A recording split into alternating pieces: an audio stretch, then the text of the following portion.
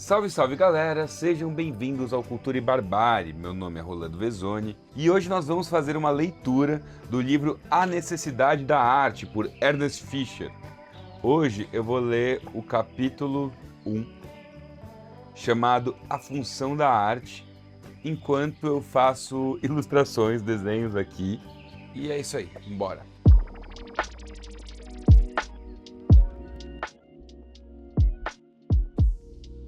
A poesia é indispensável. Se eu ao menos soubesse para quê, com este encantador e paradoxal enigma, Jean Cocteau resumiu ao mesmo tempo a necessidade da arte e seu discutível papel no mundo burguês. O pintor Mondrian, por sua vez, falou do possível desaparecimento da arte. A realidade, segundo ele acreditava, iria cada vez mais deslocando a obra de arte, que essencialmente não passaria de uma compensação para o equilíbrio deficiente da realidade atual. A arte desaparecerá na medida em que a vida adquirir mais equilíbrio. A arte, concebida como substituto da vida, a arte, concebida como meio de colocar o homem em estado de equilíbrio com o meio circundante, trata-se de uma ideia que contém o reconhecimento parcial da natureza da arte e da sua necessidade. Desde que um permanente equilíbrio entre o homem e o mundo que o circunda não pode ser previsto, nem para a mais desenvolvida das sociedades. Trata-se de uma ideia que sugere também que a arte não só é necessária e tem sido necessária, mas igualmente que a arte continuará sendo sempre necessária. No entanto, será a arte apenas um substituto? Não expressará ela também uma relação mais profunda entre o homem e o mundo? E, naturalmente, poderá a função da arte ser resumida em uma única fórmula? Não satisfará ela diversas e variadas necessidades? E se, observando as origens da arte, chegaremos a reconhecer a sua função inicial, não verificaremos também que essa função inicial se modificou e que novas funções passaram a existir? Esse livro representa uma tentativa para responder questões como essa, com base na convicção de que a arte tem sido e será sempre necessária. Como primeiro passo, é preciso advertir que tendemos a considerar natural, e aceitá-lo como tal, um fenômeno surpreendente. E, de fato, referimos-nos a algo surpreendente. Milhões de pessoas leem livros, ouvem música, vão ao teatro e ao cinema. Por quê? Dizer que procuram distração, divertimento, a relaxação é não resolver o problema. Por que distrai, diverte e relaxa o mergulhar nos problemas e na vida dos outros? O identificar-se com uma pintura ou música? O identificar-se com os tipos de um romance, de uma peça ou de um filme? Por que reagimos em face dessas irrealidades, como se elas fossem a realidade intensificada? Que estranho, misterioso divertimento é esse? E se alguém nos responde que almejamos escapar de uma existência insatisfatória para uma existência mais rica, através de uma experiência sem riscos, então uma nova pergunta se apresenta: por que nossa própria existência não nos basta? Por que esse desejo de completar a nossa vida incompleta através de outras figuras e de outras formas? Por que da penumbra do auditório fixamos nosso olhar admirado em um palco iluminado, onde acontece algo que é fictício e tão completamente absorve a nossa atenção? É claro que o homem quer ser mais do que apenas ele mesmo. Quer ser um homem total. Não lhe basta ser um indivíduo separado, além da parcialidade da vida individual, anseia uma plenitude que sente e tenta alcançar, uma plenitude de vida que lhe é fraudada pela individualidade e todas as suas limitações.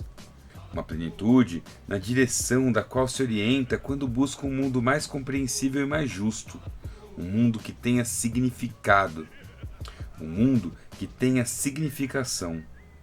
Rebela-se contra o ter de se consumir no quadro da sua vida pessoal, dentro das possibilidades transitórias e limitadas de sua exclusiva personalidade.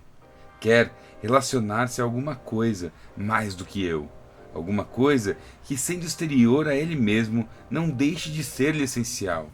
O homem anseia por absorver o mundo circundante, integrá-lo a si, anseia por estender pela ciência e pela tecnologia o seu eu curioso e faminto de mundo, até as mais remotas constelações e até os mais profundos segredos do átomo.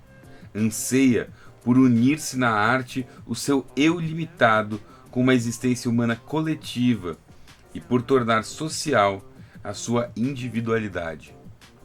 Se fosse da natureza do homem o não ser ele mais do que um indivíduo, tal desejo seria absurdo e incompreensível.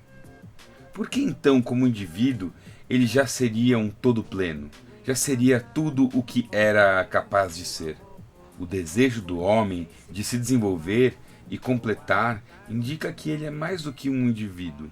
Sente que só pode atingir a plenitude se apoderar das experiências alheias que potencialmente lhe concernem, que poderiam ser dele. E o que o homem sente como potencialmente seu inclui tudo aquilo que a humanidade como um todo é capaz.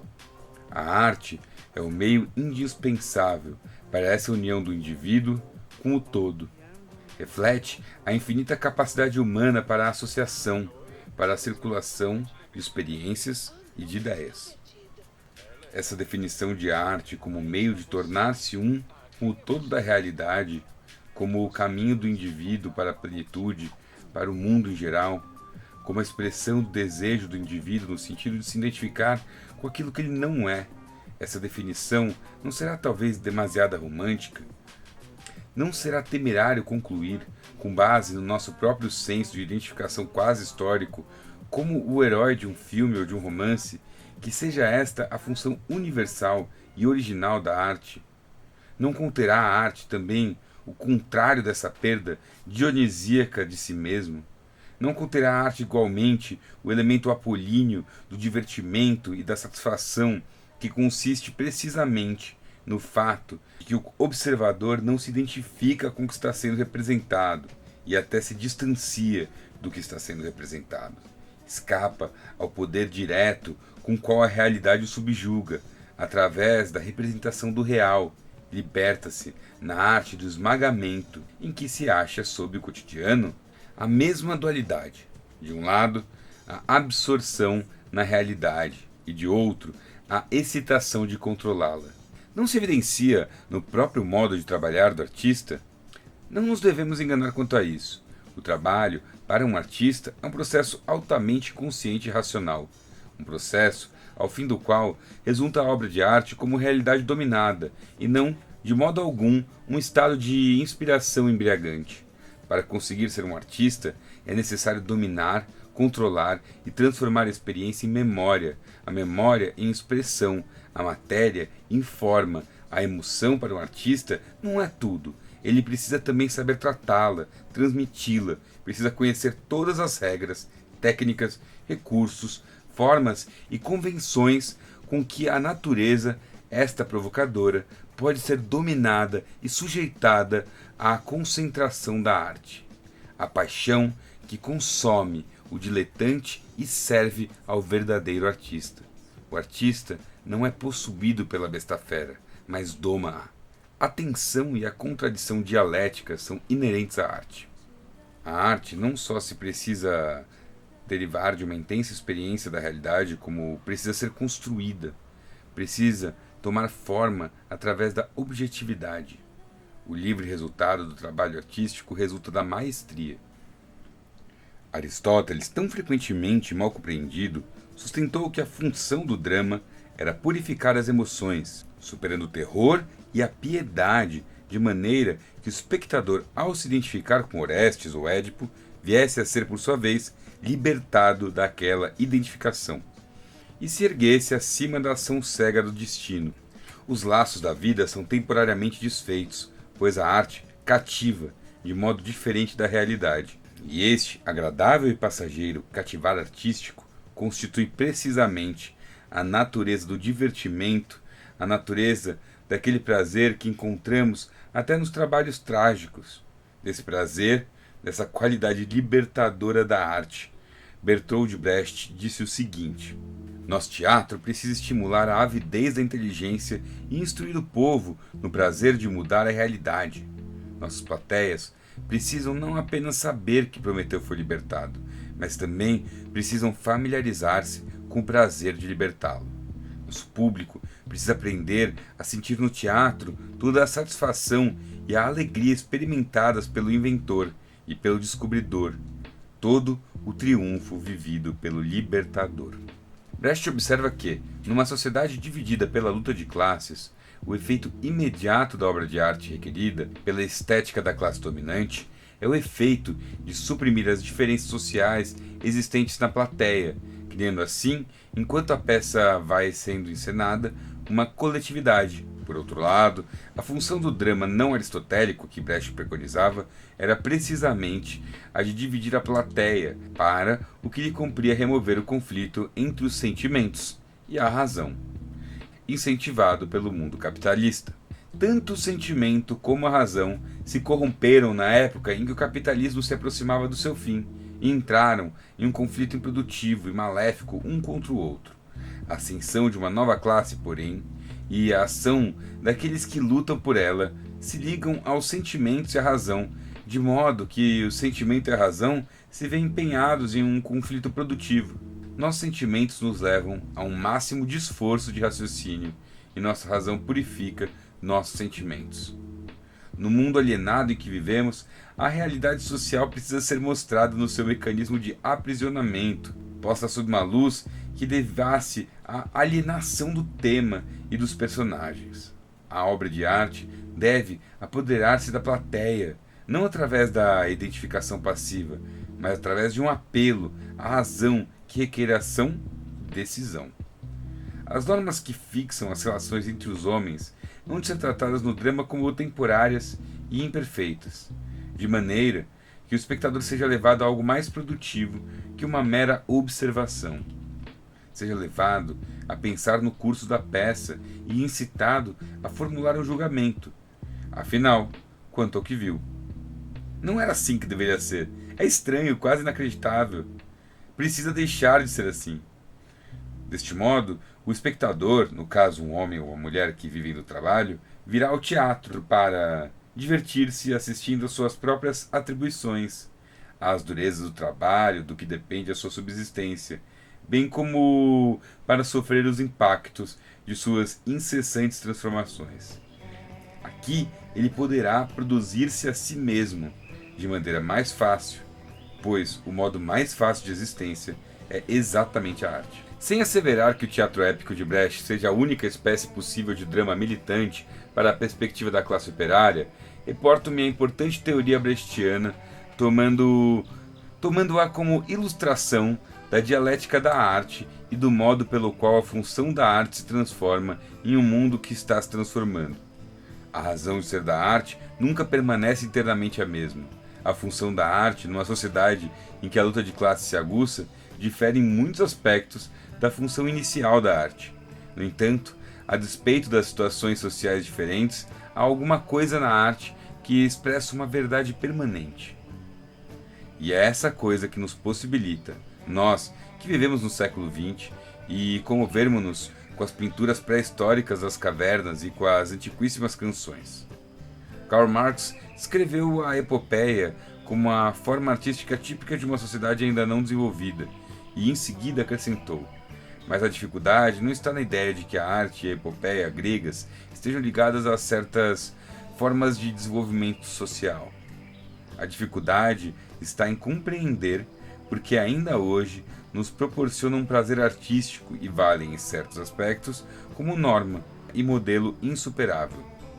A resposta dada por Marx foi a seguinte: por que a infância da humanidade, a infância na qual a humanidade alcançou seu mais belo desenvolvimento, não haveria de exercer um eterno encanto, como época que jamais voltará? Existem crianças mal educadas e crianças precoces. Muitos povos da antiguidade pertence a essa última categoria. Os gregos eram crianças normais. O fascínio que a arte deles exerce sobre nós não está em contradição com o estágio social pouco ou nada desenvolvido em que surgiu essa arte. Ele é precisamente o produto de tal situação. Deve-se precisamente ao fato de que as condições sociais primitivas, sem as quais aquela arte não poderia ter surgido, jamais poderão voltar. Hoje em dia, podemos ter dúvidas quanto a se, em comparação com os outros povos, os gregos terão sido crianças normais. Sabemos naturalmente que em outro local Marx e Engels mesmo chamariam a atenção para os aspectos problemáticos do mundo grego, como seu desprezo pelo trabalho, com a sua degradação das mulheres, com seu erotismo reservado para as cortesãs e os rapazinhos. Desde então, muito mais veio a ser descoberto acerca das cicatrizes existentes do outro lado da beleza, da serenidade e da harmonia gregas. Nossas atuais ideias a respeito do mundo antigo só parcialmente coincidem com as de Winckelmann, Goethe ou Hegel. A arqueologia, a etnologia e a investigação histórico-cultural não mais nos permitem acessar a arte grega como pertencente à nossa infância. Ao contrário, vemos nela algo de relativamente bem amadurecido e tardio.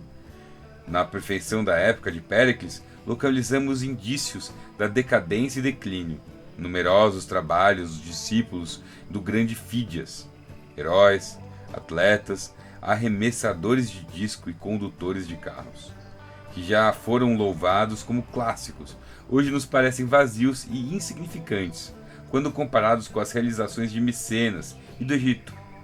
Mas um aprofundamento no exame dessa questão nos afastaria do problema evocado por Marx e da solução que ele procurou dar-lhe. O que importa é que Marx enxergou que, na arte historicamente condicionada por um estágio social não desenvolvido, perdurava um momento de humanidade. E nisso, Marx reconheceu o poder da arte de se sobrepor ao momento histórico e exercer um fascínio permanente. Podemos colocar a questão da seguinte maneira: toda a arte é condicionada pelo seu tempo e representa a humanidade em consonância com as suas ideias e aspirações, as necessidades e as esperanças de uma situação histórica peculiar, mas, ao mesmo tempo, a arte supera essa limitação. E de dentro do momento histórico, cria também um momento de humanidade que promete constância no desenvolvimento. Jamais devemos subestimar o grau de continuidade que persiste em meio às lutas de classes, apesar dos períodos de mudança violenta e de revolução social. Como acontece com a evolução do próprio mundo, a história da humanidade não é apenas uma contraditória descontinuidade, mas também uma continuidade. Coisas antigas, aparentemente há muito esquecidas, são preservadas dentro de nós, continuam a agir dentro de nós, frequentemente, sem que as percebamos, e de repente, vêm à superfície e começam a nos falar, tal como falaram Ulisses no Hades às sombras que ele alimentava com o seu sangue. Em diferentes períodos, dependendo da situação social e das necessidades das classes em ascensão ou em declínio, diversas coisas que permanecem latentes ou eram dadas como perdidas são trazidas à luz do dia e despertam para uma nova vida. E assim, como não foi por acaso que Lessing e Herder, revoltados contra as posições feudais e cortesãs, bem como contra a falsidade encoberta pelas cabeleiras e alexandrinos, também não é por acaso que hoje, em sua negação do humanismo e no caráter fetichizado das suas instituições, a Europa Ocidental recorra aos fetiches da pré-história e procura utilizá-los na construção de falsos mitos, visando esconder seus problemas reais. Conquanto desenvolvendo suas respectivas consciências morais, contribuíram para a formação de uma consciência moral humana universal. O conceito de liberdade, apesar de vir correspondendo sempre às condições e aos objetivos de uma determinada classe ou de um determinado sistema social, tende, contudo, a se desenvolver na direção de uma ideia global una. Do mesmo modo, traços constantes do ser humano são fixados, mesmo na arte historicamente condicionada. Enquanto se limitarem a refletir as condições rudimentares de uma sociedade baseada na escravidão, Homero, Ésquilo e Sófocles são marcos envelhecidos, pertencem ao passado. Todavia, Na medida em que no interior daquela sociedade descobriram a grandeza do homem, deram forma artística aos seus conflitos e às suas paixões e exprimiram potencialidades ilimitadas, permanecerão sempre modernos, atuais. Prometeu trazendo o fogo para a terra, Ulisses voltando para casa em meio a 1000 aventuras, Tântalo com os filhos enfrentando seu destino, são criações que mantêm para nós a força original que tiveram. O assunto de Antígona, uma luta pelo direito de honrar o parente através de um funeral condigno, pode ser considerado arcaico e pode carecer de fundamentos históricos para ser devidamente entendido. Mas a figura de Antígona, em si mesma, continua a ser tão comovente como sempre tem sido. E enquanto existirem seres humanos no mundo, eles se comoverão com as palavras dela. Minha natureza é de me ligar por amor e não pelo ódio. Quanto mais chegamos a conhecer trabalhos de arte, há muitos esquecidos e perdidos, tanto mais claramente enxergamos, apesar da variedade deles, seus elementos contínuos e comuns. São fragmentos que se acrescentam a outros fragmentos para irem compondo a humanidade. Podemos concluir que, com evidência cada vez maior, a arte, em sua origem, foi magia, foi um auxílio mágico à dominação de um mundo real inexplorado. A religião e a ciência... Caralho.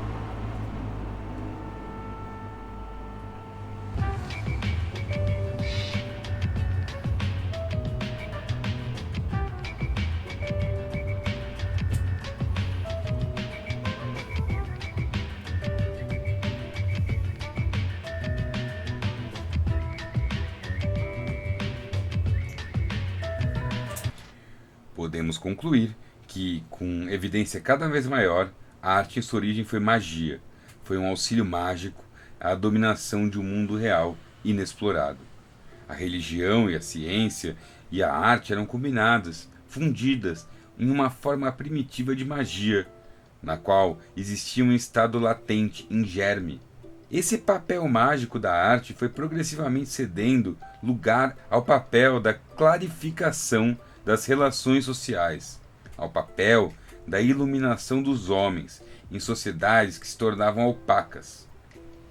Uma sociedade altamente complexificada, com suas relações e contradições sociais multiplicadas, já não pode ser representada à maneira dos mitos. Em semelhante sociedade, que exige reconhecimento preciso e consciência global diversificada, é-se obrigado a romper com as formas rígidas dos tempos primitivos, em que o elemento mágico ainda operava e chega-se a formas abertas, a liberdade formal, digamos, do romance. A predominância de um dos dois elementos da arte em um momento particular depende do estágio alcançado pela sociedade. Algumas vezes predominará a sugestão mágica, outras a racionalidade, o esclarecimento. Algumas vezes predominará a intuição, o sonho, outras o desejo de aguçar a percepção. Porém, quer embalando, quer despertando, jogando com sombras ou trazendo luzes, a arte jamais é uma mera descrição clínica do real. Sua função concerne sempre ao homem total, capacita o eu a identificar-se com a vida dos outros, capacita-o a incorporar a si aquilo que ele não é, mas tem possibilidade de ser. Mesmo um grande artista didático como Brecht não se serve apenas da razão e da argumentação, serve-se também do sentimento e da sugestão. Não se limita a colocar o seu público em face da obra de arte, permite-se igualmente entrar nela. O próprio Brecht sabia disso e preveniu que não lidava com um problema de contrastes absolutos, e sim com forças que se transformavam. Desse modo, a sugestão afetiva ou a persuasão puramente racional podem predominar como meios de comunicação. É verdade que a função essencial da arte para uma classe destinada a transformar o mundo não é a de fazer magia, não é a de fazer mágica, e sim de esclarecer e incitar a ação, mas é igualmente verdade que um resíduo mágico na arte não pode ser inteiramente eliminado, de vez que sem este resíduo provindo de sua natureza original, a arte deixa de ser arte. em todas as suas formas de desenvolvimento, na dignidade e na comicidade, na persuasão e na exageração, na significação e no absurdo, na fantasia e na realidade. A arte tem sempre um pouco a ver com a magia. A arte é necessária para que o homem se torne capaz de conhecer e mudar o mundo, mas a arte também é necessária em virtude da magia que lhe é inerente. E bom, é isso aí, galera. Espero que vocês tenham gostado desse conteúdo. Se você gostou, deixa um like, compartilha. Um gigantesco abraço e tchau, tchau.